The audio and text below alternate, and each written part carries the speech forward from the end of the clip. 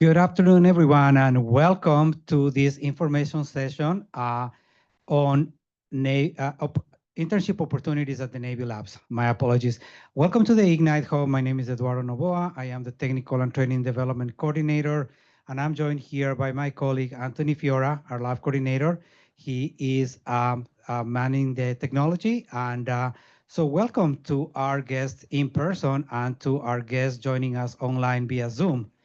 So this is one of the events that we've been doing pretty much since the hub began. It's super interesting, a lot of good information. Uh, so with that said, I just want to start by talking a little bit about the Ignite Hub for those of you who are not familiar with the hub. Uh, so you are here today, and as you saw, you registered for this event. It's free. We are open to the whole community. We are part of Montgomery College, but we're open to the whole community.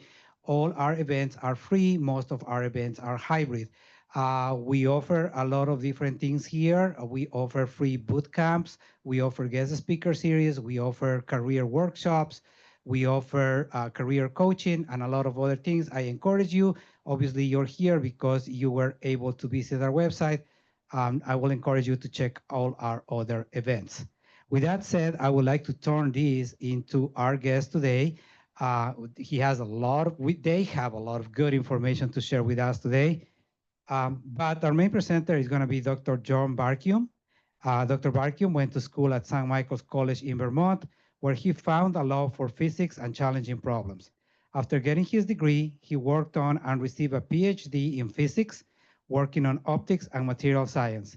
After postdoctoral research at the National Synchrotron Light Source at Brookhaven National Lab, Dr. Barkium started working for the Navy, researching radiation detection materials, and is now the Director of University Engagement at NSWC Carter Rock. So let's welcome Dr. Barkium. Thank you. Thank you, Eduardo, and good afternoon, everybody, in person and online. As I said, I'm here today to give you some familiarity with the Navy Science and Engineering Laboratories, primarily in the DC, Maryland, Virginia area. That's where we are here in Montgomery County.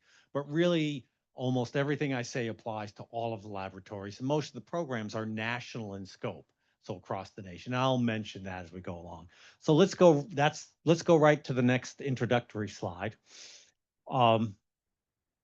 So here's the agenda here. Eduardo told us what the Ignite Hub is, and I'm going to tell you what we do, who we are in these Navy laboratories, primarily civilians. It's a career in science and engineering, support, activity, what's called acquisition buying, to really support the Navy and the nation for the United States Navy. And you'll see that theme throughout there. I'm going to talk about some specific things only about the laboratories in our area. I just don't have time for the number, but I'll give you some idea of that.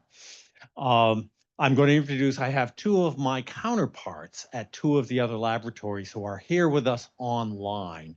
One of them is from the Naval Surface Warfare Center. We love our acronyms in the Navy, so I've got lots of these acronyms. Don't worry about it, they're all on here. And this information, by the way, you will be able to get a copy of it, a recording of this presentation on YouTube, and a copy of these slides. So you can take a quiz on the acronyms at your convenience later, whenever you wish. And also, if you look at the sixth bullet, we're going to talk about the Naval Air Warfare Center. As you might guess, they have to do with how the Navy operates in the air. And we have my counterpart from there who's also online, and he'll talk to you. And then the meat of it, now to the last ones, I really want to talk about the internship and scholarship programs that we have. That's a lot of the on-ramp and the great value and opportunities that you can have as students and potential employees of our laboratories. And we'll take any questions at the end. So moving along to the next slide. What I want to do is tell you a little bit about who we are and what we do, because just in going about your daily life and what you hear about in media or what you're doing in school, you really won't, unlikely to pick up what we do. Everybody knows what the Department of Defense, the Navy, on everything that we have here and all the technical and scientific and infrastructure that we support to keep our sailors, Marines, soldiers forward where they need to be. But you kind of don't learn on how it happens and who's responsible for that. You know, companies and great companies, the great companies we have, make these things, but who in the government works to have that continuity and that research and the development? Well, that's what these laboratories do. And they exist in all parts of the Air Force and the Army, but really the ones that I'm representing here today is the Navy and the ones that I know. And they're grouped in what they call these Warfare Center laboratories, which means we really do everything to support the fleet within that. And so I got these acronyms up here. Again, it's not important that you see that, but two of us here, myself and my counterpart from here in Indian Head region, work for the Naval Sea Systems Command Warfare Centers. And that's all things ships, submarines, the machinery on the ships, the combat systems, the things that go boom, the ordnance, fancy things for things that blow up and shoot at things, mines, strategic systems, whatever that means. I'll tell you what that means. So we do everything like that. So if you picture the way I like to go about it is picture a ship and a submarine in your mind. All the technical things, some of the most complicated machines ever created. I put a submarine up against anything Apollo or NASA's created as most complicated thing done. All the systems on there, somebody's responsible for them all. And that division is all these acronyms, who's responsible. So the Naval Air Warfare Centers, my second bullet on here, that's everything that flies. Enough said, I won't belabor that. I don't know that as well. Our other speaker here from the Naval Air Warfare Center does know it well, and he'll tell you about it. The Naval Research Lab is just here in the area. Now that I, at this time, don't have a representative talk. They're a unique thing within the Navy that they do fundamental, what you'd think like university academic research in all things across the Navy. So it's not divided into air or undersea or surface. It's for all things in the Navy. That is cool. It is a national asset. And I won't really be able to have time to speak much about that here, but that is a great asset that we team with and work for the nation, the Naval Research Lab. Next slide, please. So what does all this mean? The bumper sticker, that we are the scientists, the engineers, the business support, and integration for all the new and currently fielded technology and systems across the entire Navy. Next slide. So again, on the same theme, what are we? We're primarily Navy civilians. I got hired after going to school and doing an internship myself. I got hired in, and what do we do? The same structure, same language here. This is kind of a very busy slide that I won't spend a lot of time on, but it points out in the DC area where these labs are located. Looking at that center picture there, Carter Rock, it's named after the geological structure of the area where we are. We're right outside the Beltway. That's where I'm from, that we do the ship systems. I'll talk about that. The Naval Research Lab right outside DC. If you go to National Airport, Reagan National, you can see it right across the river. Indian Head, they do ordnance and things that go boom and shoot. They're a little further down the river. Marine Corps Warfighting Lab, who can't be with us today, do technology specifically for the Marines. And then NSWC Dahlgren Division, which is even further down the river, that does really cool things related to combat systems. And that's a slide from each one of them. So it's a lot of the same information as on the previous slide. That's a little bit busier within here. Next slide, please. So what I'm going to do now is we'll talk about the three laboratories that we represent here, myself and my counterparts in the DC area. And since I'm standing here in person giving the talk, I can talk about my lab first and make my good friends go second. So NSWC, Naval Surface Warfare Center, Carter Rock. Again, I told you, lots of acronyms. Don't worry about that. What is it that we do? We do everything that's fundamental research, think university, develop of technology. So when new technologies, if you've researched it and you know it's probably good for something, how do you figure out what that something is? Who does that? Who makes it into something reality? Um, that's the development part of it. The testing, so it actually, you want to know that this stuff works. You want to know that you can afford to buy it. You want to be able to work with a company and say, here's a good way to make it.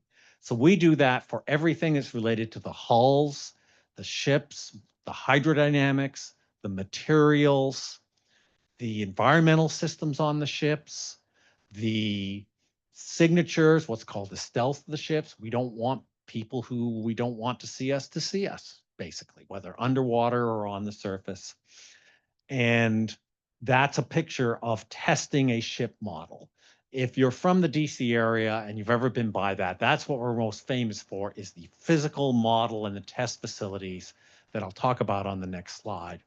And we won't be able to go into detail, but there's a video and a link to the video you can get to get a virtual tour of that facility. It's super cool. It's extremely important.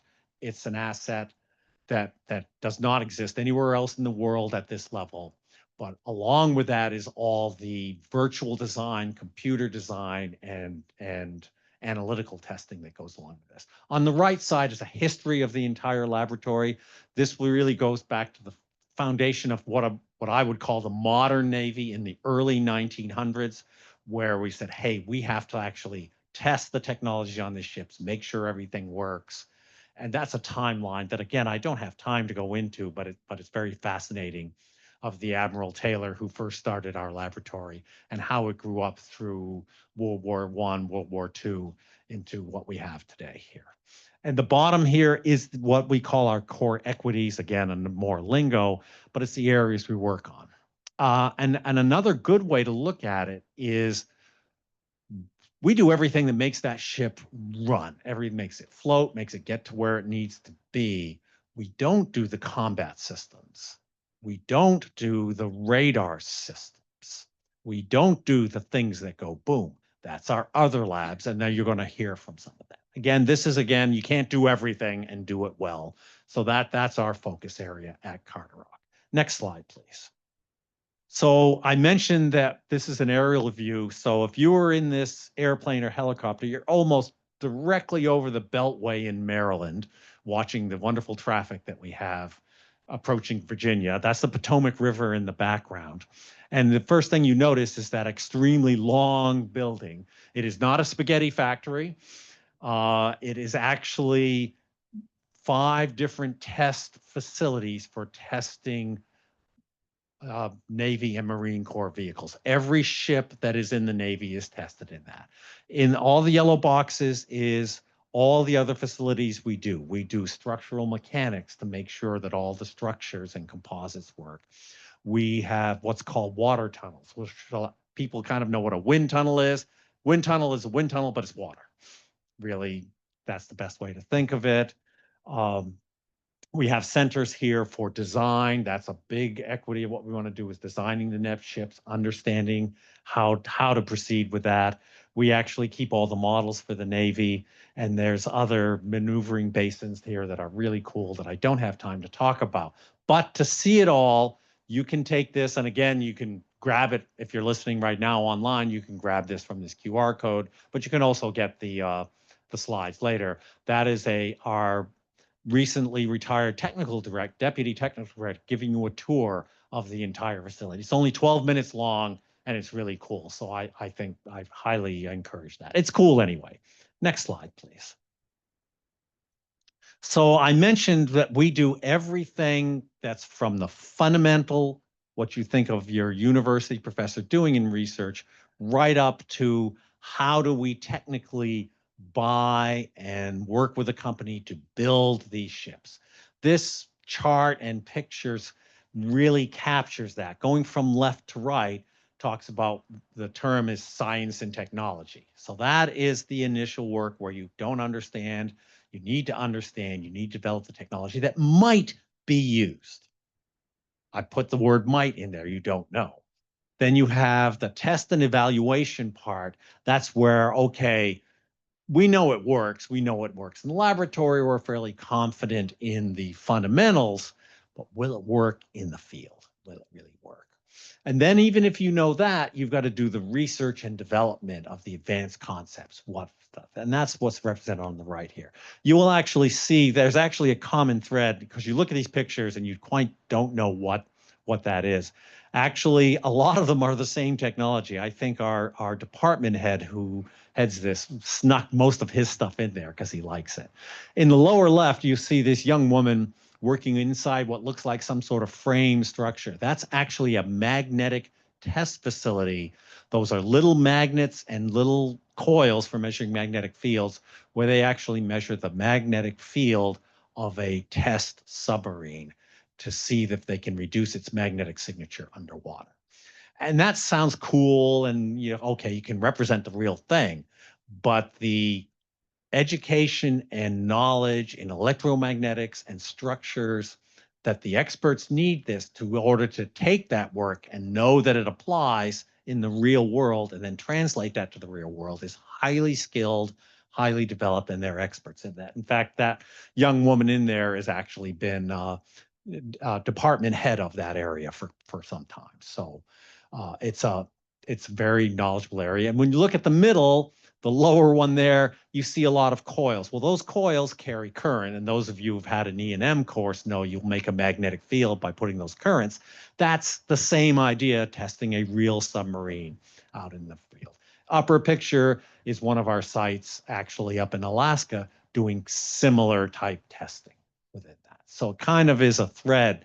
And one of the things that I'll bring up when we talk about internships and jobs is great thing about working for us in any of these areas is we have a lot of room for a lot of expertise. There are people who really like to do designs on computer and work with other people, but they really want to do the computer. We have work for that. We have people who want to be in the field most of the time, and we have a lot of work for that. And people who take multiple jobs within their career, all within the Navy at our lab. So that's a great thing. Next slide, please. Where do we work? I'm not going to spend a lot of time on this. I mentioned that we're here in the DC area. That's one of the reasons we collaborate with like Montgomery College and the Ignite Hub, but we have sites all over the country. And the easiest way to say that is, why do we do that? Well, the Navy ships can't come to us. We have to go to them. That's basically what it boils down to. A lot of these are related to that measurement of the signatures of the submarine. Some of them are related to hydrodynamics. Why are we in Memphis? That's because the facility happened to be there from other things, and we have a large water tunnel to test full-size components of ships. We're in Idaho. The astute among you will realize there's no ocean in Idaho. Why are we in Idaho? That's because there's an actual old World War facility up there that is a very, very quiet lake where we can test acoustics up there of model submarines. And we actually work with the submarine manufacturers to make those tests for that up in Idaho. We test in Alaska, we test in Washington. So you see that. And that's just my part of the lab I work for. All the others are across the nation. So it's a really cool thing. Again, our headquarters are here in the DC area, but we are spread across the nation. Next slide, please. This one I'm not going to spend a lot of time on because really it's just for you to give you the links. Almost everything I've said and in more detail on career opportunities of the areas that we're hiring are in that link that's on the left. The second one is actually the Department of the Navy and the Office of Naval Research. They're an office here in the DC area that supports all the research and development for all the Navy. So they're across the Navy, education and outreach. They talk about the internships, and they're on that link. That's for you to grab either now or later, but I'm going to go into more specifics on some of the internships after some of the talks. So that's it from me. So on the next slide, we'll talk about the next Warfare Center, which is Dahlgren Division. And actually, it is me, because my counterpart from there couldn't be here today. So I'm going to go over this. So I mentioned that everything with this surface Navy has different divisions. Again, don't worry about the names. This one is Dahlgren. It's named after an admiral, Admiral Dahlgren, who's actually from the Civil War, created some of the first naval guns. And they're further down the Potomac. If you're a native of this area and you know Southern Maryland, US 301 crosses the Potomac down the big wide area, tidal part of the Potomac, that's where they are. And their specialty is, just click to the next slide, because I think there's a couple of clicks here. Keep going. Let's just get all these up here. They're very similar to us. Everything about how we work that I've said before goes for these guys, but they specialize in combat systems, weapons, radars, and very much the system engineering and computer systems to make all these things go. So all of us do modern computation work for all of our designs and everything. I can talk about what Carderock does, but they are the main ones for the software that makes these things work. I won't spend a lot of time on it because frankly, I'm not an expert. So it's very difficult for me to do that. But they are really, really at the top of the line. One of the things that was recently done is some of these rail guns in some areas. So they actually fire projectiles down the river at a dedicated range in Dahlgren, Virginia. So there's a reason they're not in the DC area. And they're about the same size. I think some of the numbers are up here. I can't see them, so I won't read them. But they're, 2,700, 3,000 people. It gives you some of the impact of areas they hire. I'm going to go into that later. But again, I actually started working for these folks some years ago, so I'm familiar with that. Let's go to the next slide, and you'll learn a little bit more about them. Here they are. Here's a map where they are in the river. In the tiny print there is all of the areas that they work in, the facilities that they have. It's a fairly large base. The top left mentions the over-the-water gun and weapon test range. Basic safety testings, environmental suitability. Obviously, for putting these things out for the warfighter to use, they need to work when you want them to work, and they need to be safe. And that's a big deal. That's a big priority always with the Navy. And Dahlgren's very modern computational work that they do there. Next slide, please. This is their portfolio. I'm not going to, again, go ahead and click through this. The theme here, and I'm not even going to read this, you guys can all read this, is integration. That's one of the roles that you'll see in all of our laboratories that is kind of hard to wrap your head around when you're a student, in my opinion. You can think of one area like underwater acoustics or material science, advanced metals, protection, that they make sense from your studies of what you might be doing. The integration is the part of bringing it all together, understanding all the pieces, making all the pieces to make a functional system, which is really what the nation wants. It doesn't matter if you have a fancy new material if you can't get it into the system to make it perform. And this integration function across that is key to Dahlgren. And it's not something that's often learned in school. But it's one of the most exciting areas to work in, and it's a primary thing that we do that it's difficult for the companies to do. And that's another theme. You will find us doing things that are difficult for the commercial companies to do. Next slide, please. Keep clicking, lots of good things to click through. This one is very similar to the previous slide, so I won't spend much time on it, but it talks about the integration and the mission analysis and everything that Dahlgren does. Next slide. We're just going. So this, I'm going to leap to the next one, which is the Naval Surface Warfare Center. Same family, same people there in Indian Head. And they're also on the Potomac River just south of the DC area. And I'm hoping Dr. Wilmot, Amanda Wilmot, is online to speak. Amanda?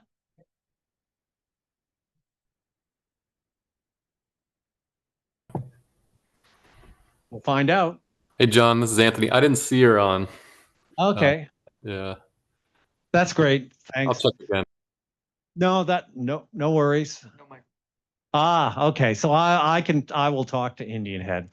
So online here we have, but unfortunately she can't speak, is Dr. Amanda Wilmot, who's my counterpart at NSWC Indian Head. And so I'm going to speak to their slides. So Indian Head is in some ways easier to, in my mind, easier to understand what goes on at Carter Rock, that they do everything related to ordnance, propulsion, and things that go boom within the Navy. Next slide, please. So their mission is R&D, manufacture, in support, the same theme that you saw at Carter Rock of energetics and energetic systems. Now, people think of things that blow up because blowing up things is cool, but also very important when you see, operations the Navy have to do, and they have what's called Aegis missiles and standard missiles and things that are rocket propelled. Who are the experts in those propulsion and safety and performance? That is also the folks at Indian Head. This is an area where there is very little to none commercial support. So there's just not a lot of call for that outside in the world. Apple will make your iPhone, and they'll work with companies and suppliers to do that. There's very few people to do that. So the Indian Head mission is highly key to the Navy and really only done by the Navy. And you can read about all of that on here. So they have to assess whether these things work. I mean, that's so important to the Navy. Range, speed, safety. Next slide, please.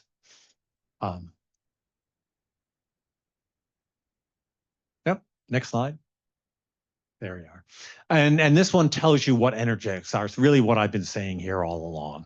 It's the materials, the inert ingredients, the fusing. You want it to be 100% safe, and then you want it to do its job when you need to. So it's easy to say, it's hard to do. Everything that's related to combat and performance of the Navy comes down to this within here. And you can read the different areas and work. A lot of what I will pause here to mention, so they hire a lot of, imagine, physicists and chemists and material scientists, you would think within that. But also, again, the integration into the package of the thing that we want is needed. So you need the engineers, you need the electrical engineers. So the disciplines that you'll be learning in school are very highly valued at Indian Head. They're smaller than we are. It's, again, very focused in that area, that there's just not a lot of commercial support within here. They do a lot related to mine safety and safety within that. So let's go to the next slide. There's more here on Indian Head. I'm not going to go into a lot of these. One of the things they do is propellant actuated devices that's related actually to ejection seats. So it's not everything that shoots at somebody. It's actually related to energetics that are used in other parts. So, when flyers can actually escape from their ejection systems and those propellants go off to do that, to save that person's life, that traces back to a technical expert at Indian Head who did that work. And again, along the bottom, you'll see that same, what we call spectrum of work, from fundamental science all the way through to delivering the product and supporting the warfighter in the field from Indian Head. Next slide, please. This is a map of what Indian Head does. One of the things you can do, the first slide there was actually their website, so you can go to their website. So these are all the complex. One of the things they do, I mentioned that they don't have that there really isn't a commercial counterpart to them. So here at Carter Rock, we don't make the ships. We have companies who do that, as they're well-known large companies. A lot of the specialty components and energetics are made right here at Indian Head Laboratory in the Potomac, and that's what this slide tells you about. Everything from making them, to analyzing them, to researching them, to how they're processed, to the safety, to defense, understanding them, engineering. Expeditionary Exploitation Unit 1, they actually work with some of the safety people who go out in the field. So this is a map. This is on the Maryland side of the Potomac, down at the Indian Head Highway. It's Indian Head, Maryland, so it's easy to remember. And it's very, very cool stuff they do there. Again, very well across the spectrum of hiring of the material scientists, chemists, physicists, engineers, electrical systems performance at Indian Head. Next slide, please. What I'm going to do now, and luckily I have Dr. Anthony Malatesta here. I'm actually going to let him say a couple of words about himself online here. and he's representing the Naval Air Warfare Center, also here in Maryland, in Southern Maryland. So Anthony, I'm going to let you take the floor. Yeah, thanks a lot, John. Appreciate it. Hey, everybody. Good afternoon. So I'm Anthony Malatesta. I'm Naval Air Warfare Center Aircraft Division's Director of Engineering Education and Research Partnerships. Kind of similar role, I think, to what John has there at Carter-Rock. I'm actually going to save a little bit of my background for one of the slides later, which you'll understand when I get there. But I think for now, we can just go ahead and go to the next slide, sort of introduce what NOC-AD is. I mean, you've heard already about lots of exciting technology that the Navy has. And most of that is kind of more based on the ship side. You might not know that the Navy actually has more aircraft than the Air Force does. And we have a wider range of aircraft as well. So what that sort of translates to in the job world is we have the busiest flight test center in the world here. And we test all kinds of aircraft and all the systems that are required for the aircraft to actually do their job. You see sort of a fourth bullet there with our 4 sites, 400 labs, and roughly 10,000 people that support our organization. It's pretty big and pretty complex. If we go ahead and move on to the next slide. Just to kind of think about, everything that's required to be able to actually execute first, just a successful flight, right? I just want to actually fly the aircraft. So I should be able to turn it on reliably, get it in position on whatever runway, and then take off and go around and do something useful. And then hopefully I can land it. That's actually quite complicated. It takes lots of different systems coming together. As Dr. Barkiam's already highlighted, integration is a really important piece, but we need a lot of specialists as well. Many of the areas that were already covered, so material scientists, all the electronic warfare and all the background there, from electrical engineers to mechanical engineers, data scientists, chemists, you name it. We need all of those as well. At the same time, I'd say we work on some really cool stuff, like our NAVC counterparts do as well. One area that I was really fortunate to work on is highlighted here in propulsion and power. Getting to work on jet engines. We work on things like at the leading edge of designing the next generation of jet engines.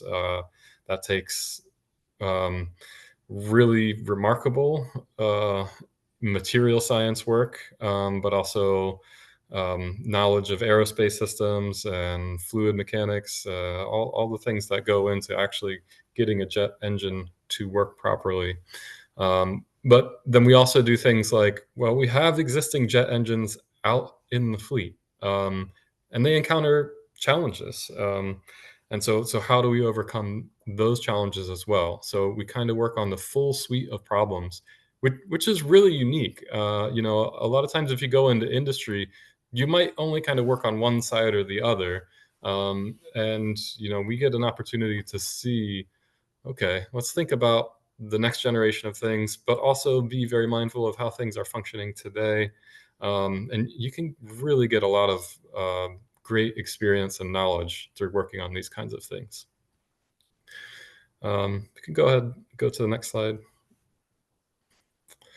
Yeah, so we're going to talk a little bit more about internship opportunities later, but whether you're an intern or you graduate, with your 2-year, or primarily we look more for 4-year degrees, especially in the technical positions. No matter what, we need you guys to help support our mission. So if we go on to the next slide, I'm going to just highlight one special opportunity that we have down in Southern Maryland. And This isn't unique to the College of Southern Maryland. We've actually had some students come from Montgomery County into this program. So I'll describe it from the Southern Maryland perspective, but it's definitely open to you guys. So at the moment, it is for mechanical and electrical engineers. You complete your first 2 years at primarily CSM, but could be Montgomery County as well. So you just take care of everything you need to get your associates in with a mechanical or electrical focus. If you have, I believe it's a 3.0 GPA, and there's a couple other specific course requirements like Calculus 2, you need to make sure you got at least a B.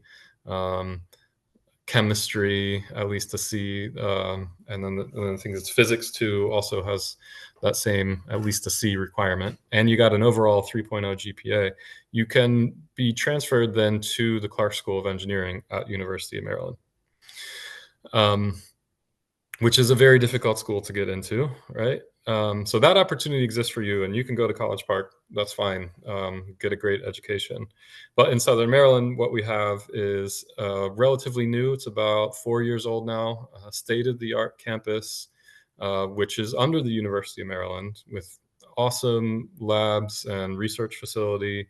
And you can complete your junior and senior year, all the classes that you need to complete those in Southern Maryland. And if you look on the map here on this slide, let me see, I meant to get the laser pointer ready. Sorry.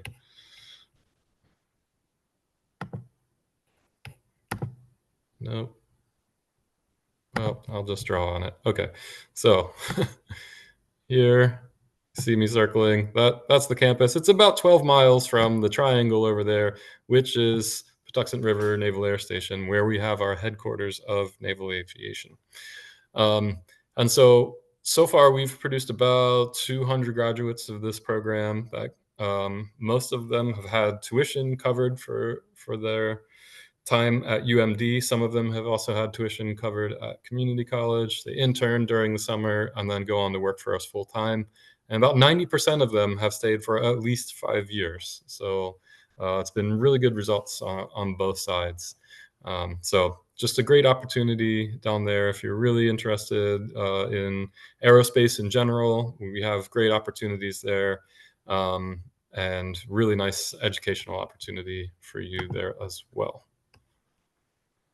And I guess to bring it back to my bio, I went through this program as an undergraduate, got my degree from UMD. Then when I was working full-time, doing cool stuff, working on jet engines and power systems for aircraft, I was able to then get my PhD from the University of Maryland as well in mechanical engineering.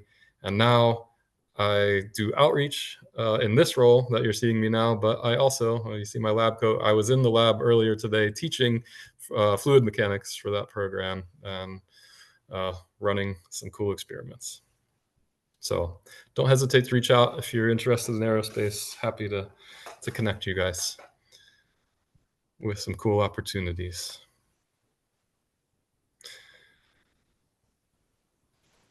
Thank you, Anthony. I'm so glad you were here to better represent the air side than I can. All of our contact information is on the last slide in this deck too, so don't worry about getting that down within that. But yeah, this is a fabulous program. It is primarily aimed at residents in Southern Maryland to make that easy, but it's certainly a great through opportunity. Let's go on to the next slide because I know people want to get to that. So this one is a slide that has that links, both the link and the QR code are the same link to the career opportunities page, where you'll see these along with some of the other internships listed for the Naval Air Warfare Center and career opportunities, the two links within here. And in that and in my previous ones, we'll discuss some of the internships that are common to all of us on the next slide. So let's go right away to the next slide because I know everyone's like that. So what are the specific opportunities of the programs? Now, for example, this is great that Dr. Malatesta ended with this unique one in there because That one is unique to the Naval Air Warfare Center, really tuned to that partnership they have with the university. The ones I'm going to talk about here are national in scope. So they are the same process for all of our laboratories and including all the other ones that we're not even talking about here. They're all listed on this site. So the opportunities are larger than the DC area. So I just want to have that knowledge within there. So the first one in here is what's called the Naval Research Enterprise Internship Program. So again, just reading what's on the slide, it's a 10-week summer internship. It is paid. It's for undergraduates, graduate students, yes, students from associate colleges like Montgomery College are totally eligible for this. Within that, there's no difference between them. And they do research at a Department of the Navy laboratory over the summer. The link and the QR code is for on that. The application's open for that now. And one of the messages that I'm going to give for the first time here, but you're going to hear me say it many, many, many, many times again, the application window for this closes November 1st. You know what happens when you show up on the website on November 2nd? Nothing. To be fair to everybody, you have to meet the deadline. So this is one of the main ones we use. We within our lab, it is very competitive, as all of these are, but we bring in anywhere from 50 to 60 just in our laboratory. So it's within an area. That's that. The one below that is the same type of program. It's also national, run by the Office of Naval Research. This is for high school students. So this is an 8-week one. Usually we don't have too many high school students on, but by all means, certainly if you know somebody or think that, that's a valid program. Same period of time, same idea.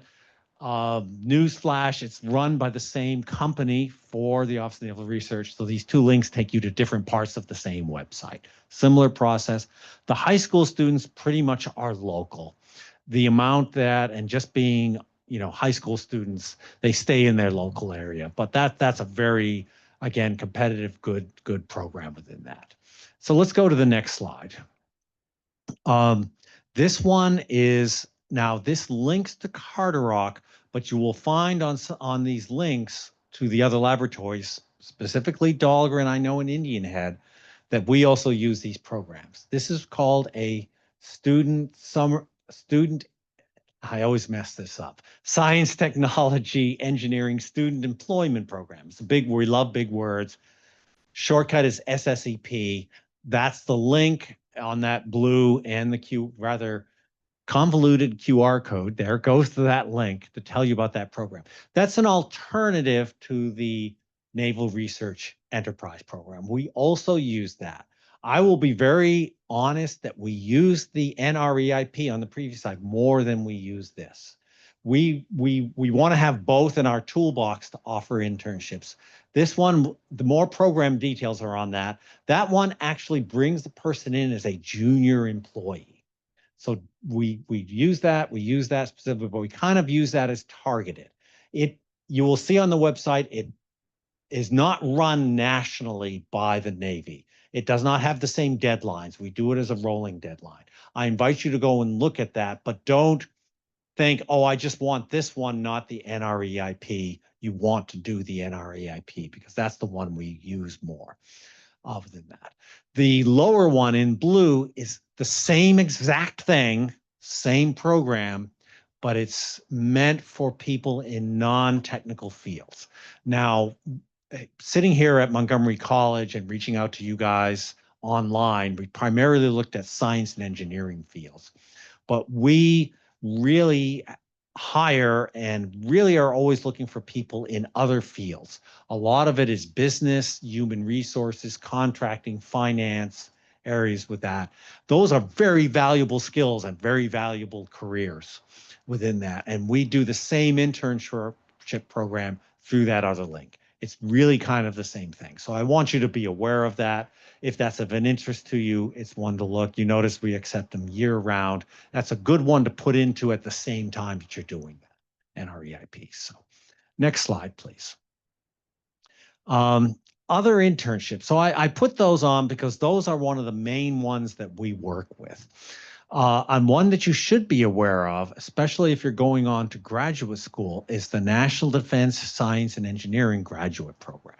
This is a very prestigious program for paying for your graduate work. So if you're looking to go on for a master's or PhD, we don't run this program. This is done defense-wide, so it crosses all of the Army, Air Force, and you'll see that link for the online application.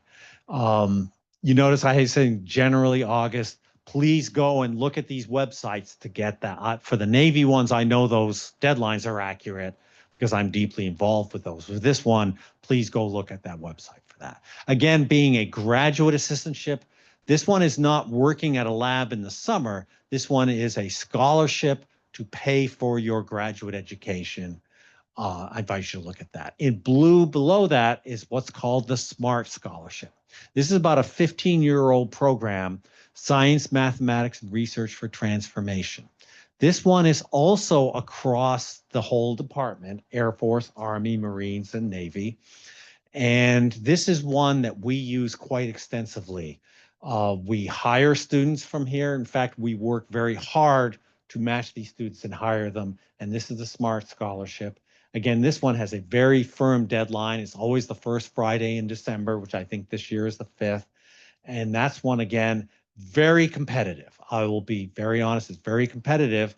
But frankly, you know, here at Montgomery College and local universities in this area within that, you know, it's well worth your considering and looking at for that scholarship. So I would highly encourage that.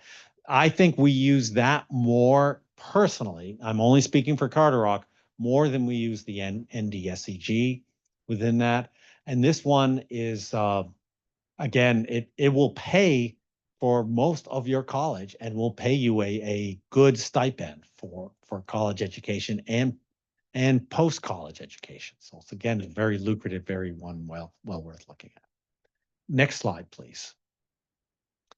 This one I put in, this is actually a slide from the SMART website. The SMART website is very, very good. In fact, all of these websites are very up to date and good that tell you some of the details about what they pay. Full tuition. You will also do an internship within the SMART program. We actually just mainstream them in like the NREP. We work through your career. All of the blue, purple circles you see are some of the areas you have to have, the degrees. This one has to be in a science, technology, engineering, math field. Within that, specifically, we do security clearances for these folks. That's also true with the NREP program. So these are citizens, so you have to be U.S. citizens for these programs, but they work through the application, works through a security clearance, which is valuable in and of itself.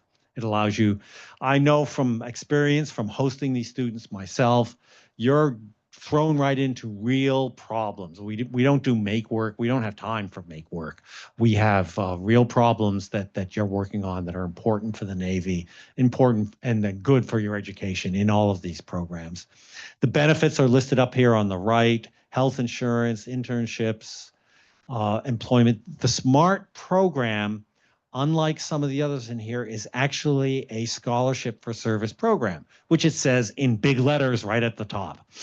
For every year that you're fully supported by this program, which again is very lucrative. So what's the catch? The catch is you need to work for the department in a full capacity for the same number of years that you've had that. So if you were supported for the last 2 years of your education, you'll have to work for 2 years. But you have a job. This is not a bad thing here within that. So you've got to keep that in mind. And so, you know, think about what you want to do. It pays for books. So and you notice the stipend numbers there are not small within here, $30,000 to $45,000 depending on the program. So again, this one is a challenge, is a very competitive program, but it's highly worth your looking at. Next slide. So I'm rapidly coming to the end of the prepared remarks, and I want to make sure to catch online questions and questions for myself, Dr. Malatesta, anybody else that's online. Last thing I want to show you here is a video that we made at Carter Rock with our director for the intern programs, who's more directly involved with this. And this is a YouTube video, the link's in there. So I'll let you watch. It's only a few minutes.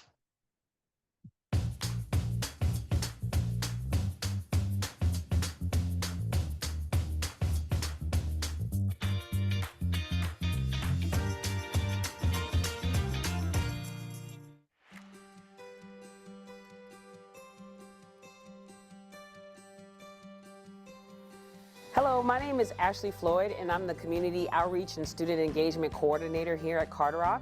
I am essentially the kindergarten through 12th grade specialist, where I bring field trips of all different grades here to see what Carter Rock does. And I also take engineers and scientists and technicians to go into the classroom and actually do STEM activities to tie the gap between what we do here at Carter Rock and what they're learning in school. One of the programs that I'm involved with here at Carter Rock is the Naval Research Enterprise Internship Program, and that program is sponsored by the Office of Naval Research.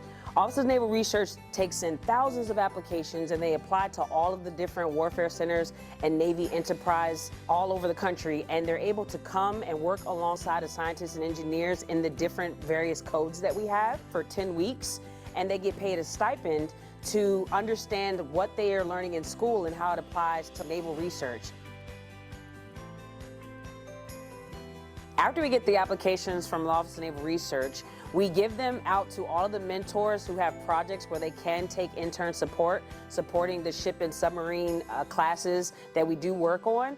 And so when we look at the different resumes, we take the unique skill sets and we pair them with the mentors that we feel will give them the best insight into what they're doing in school and how it relates to the Navy, but also that we can actually glean and learn from them as well as them learning from us to make our Navy better. Why does the Navy invest in the STEM programs in general, or programs like NREP, is one big example that I like to use. When you look on TV, you see lawyers, doctors, superheroes, and everything else in between, but you really don't see scientists and engineers and what they do. Carter Rock and the Navy invest into programs like NREP because it is so important for them to see about what they're learning in school and how it applies to keeping our sailors and Marines safe, but also into the technologies that we're investing in the future. It is important for the students to understand why they're learning the things that they're learning in school and why it matters. But the biggest thing is that they are able to actually get into the labs and see the different types of work that we do to support our fleet. And so it's important to invest in the future because we actually do hire people from our internship programs into full-time hires. But the best thing is they get to see what they want to do before they even get here. So that's why we really do invest into programs like NREP.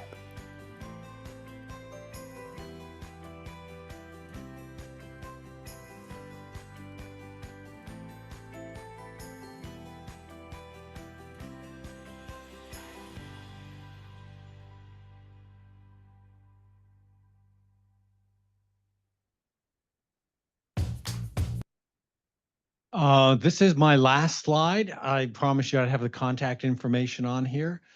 Feel free to reach us. What's the last two, the hyperlinks you see on the bottom? One of the top one is just the Carter Rock. There's it's a YouTube collection of all sorts of videos. The virtual tour of our facility is in there. The bottom one is the same YouTube that you just saw on the intern program. So that's the end of, we're approaching the hour mark here, and that's the end of my comments. And I know, do we have any comments online that I'm going to happily answer? Yes, sir. We do have a few questions. Thank you so much, Dr. Barkium and Dr. Malatesta, and also to Dr. Wilmot for helping us answer some questions online. Thank you for your great presentation. We do have a few questions. I made a little list. So Uzair asked two questions. They are kind of related. The first one was, hi, does the Navy offer cybersecurity internships? And then they asked, does UNRAPE and 10 weeks long internship provide experience in cybersecurity? You can keep it on. Yeah, I'm probably not the best one to answer that question. I would look into that. First off, The NREP is not specific to any technology. You would be working on the technical areas within the lab. Cybersecurity is a big, actually, first off, cybersecurity is across all of the commands. There's no one is not worried about it in the systems they're doing within that and anything they're deploying. Dahlgren is one of the primarily laboratories for that. One of the laboratories, but they're not in the DC area, is Philadelphia. They work on ship machinery systems and they have a large cybersecurity area. So I don't have links for specific cybersecurity programs in this brief, but I would look specifically at Dahlgren division and reach out to them for that. So there is a lot of that, but I don't have a lot of specific information on that. Thank you, Dr. Barkum. So Isaiah asks, which Navy research laboratory location focuses on research into acoustic signals processing and systems? That's an easier one for me to answer because it is our laboratory here at Carderock and the Naval Undersea Warfare Center. Again, we have all these wonderful acronyms, but there are sister laboratory in Newport, Rhode Island, and in Keyport, Washington, which is on the Olympic Peninsula in Seattle. I said we're all over the country. Mm-hmm. And I don't know if any one of is more than that. We're very, very hand in glove sister laboratories within that. Newport, Rhode Island is a cool place. It's a nice place to have a summer internship. It's expensive, so is Washington. But their name says Undersea Warfare Center. The undersea torpedoes, areas within that they have a technical area of responsibility a little different than we do at Carderock. But it's Newport, Washington State, which is another cool place, by the way, and right here in the DC area, those are the main ones for that. And I think that is it really. So I'm gonna take before I answer. When you go and apply in previous talks, I didn't take time to do this. There's links to how you go in and apply.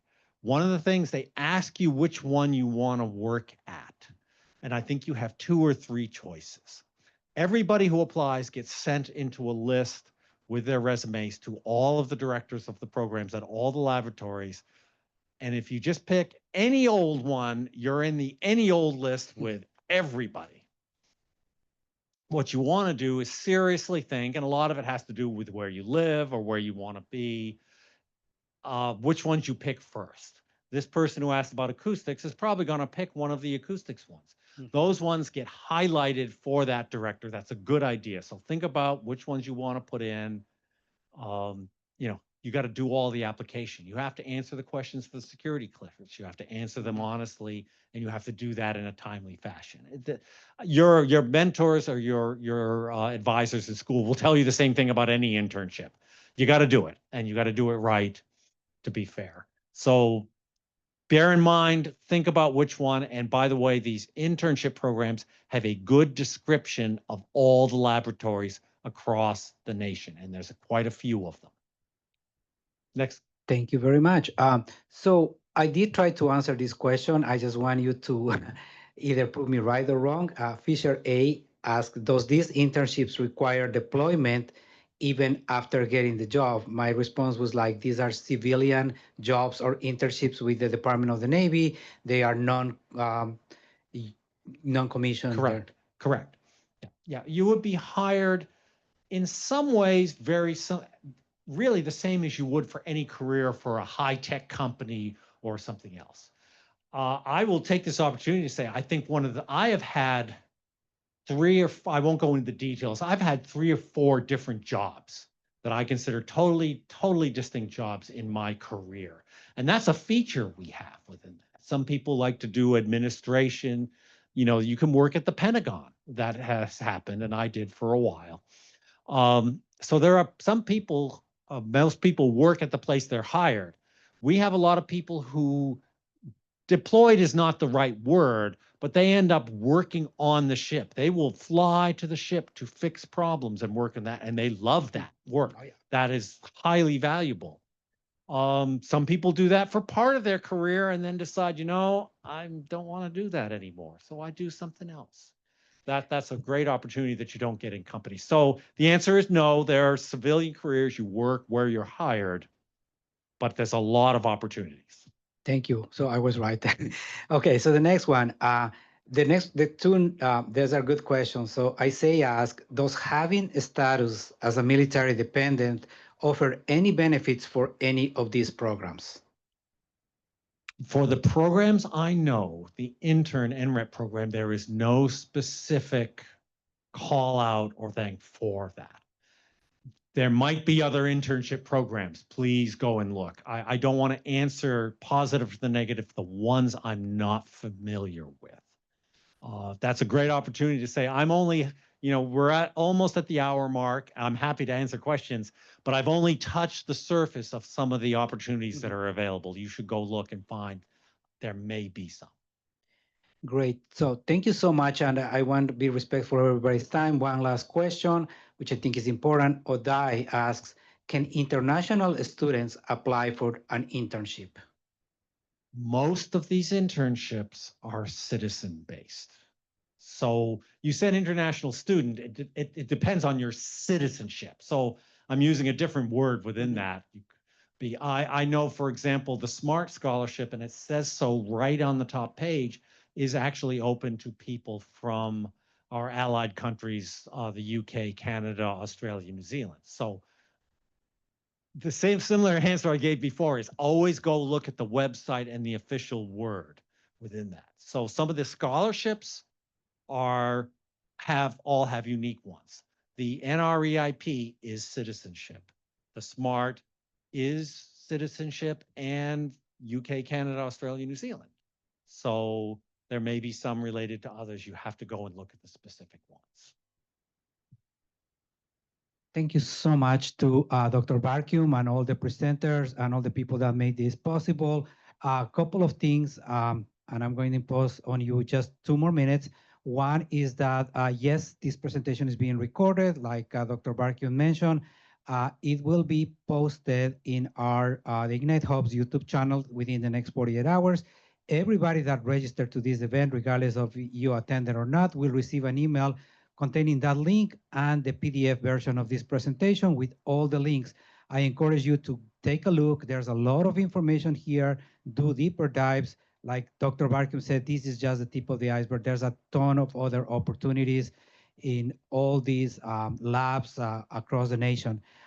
Before we leave, I'm just going to ask one last thing of you, and it's to please complete the survey. Anthony is going to put a QR code on the screens for the people here present in person, and also the link online for all of those of you who attended via Zoom.